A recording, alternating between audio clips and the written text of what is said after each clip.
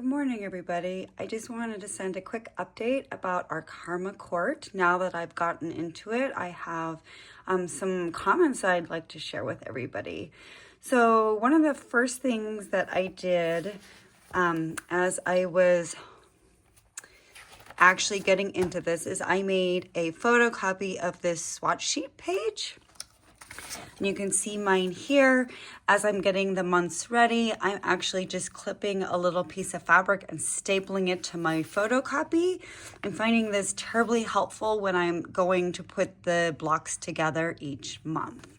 I also wanted to show you how I had initially done this. This was something that I had sent in the original email. This has a breakdown of each month. It also, I was able to put the color number that I had bought, and I labeled each of my fabrics with the number when I bought it so that I knew where it would go in my quilt. So this is helpful if you do this when you buy your fabric. Then as you're cutting, you can put the little swatch there so that you can identify it. So two other things. This is kind of how I am storing my months.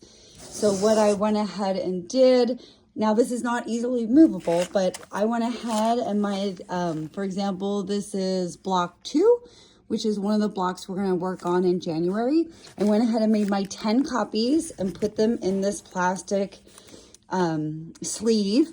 And then I went ahead and I did use the cutting assistant and cut all the fabric and just put it in the sleeve right next to it so that I'm all prepped for block 2.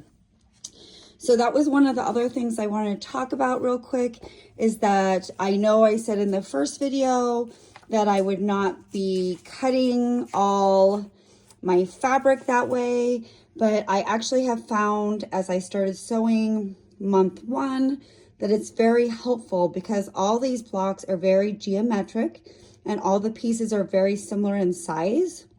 It's actually quite helpful to have them cut out. So I also had sent this in the first email. This is their cutting diagrams. I find this terribly helpful now that I've gotten into the project.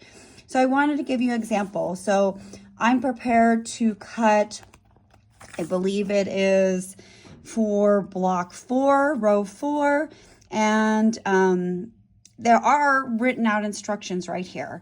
But if you go to this cutting diagram assistant that I attached in that first email, you can see here that block 4 is color 7 and color 8.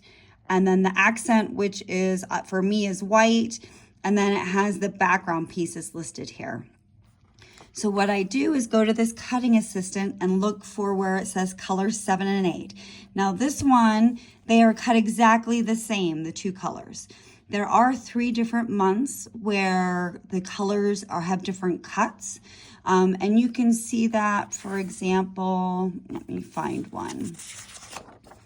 Right here, color 11 and color 12 are not listed together. So the pieces are cut slightly different, even though that's the same month. Anyway, so for color 7 and 8, I literally just take the 2 fabrics that are for that month, I lay them on top of each other, and then I go about cutting strips with the fabric. So this looks like it's a lot of 4-inch high pieces and 4 1/4. So I would cut a strip 4 inches with the fabric, and then I would subcut all these, and a bunch of them are 1 3/4, and then there's some that are 1 1/4. And then I would repeat until all those pieces are cut. I would then go ahead and put them in my storage binder, and they would just be there ready for me when I'm to do row 4.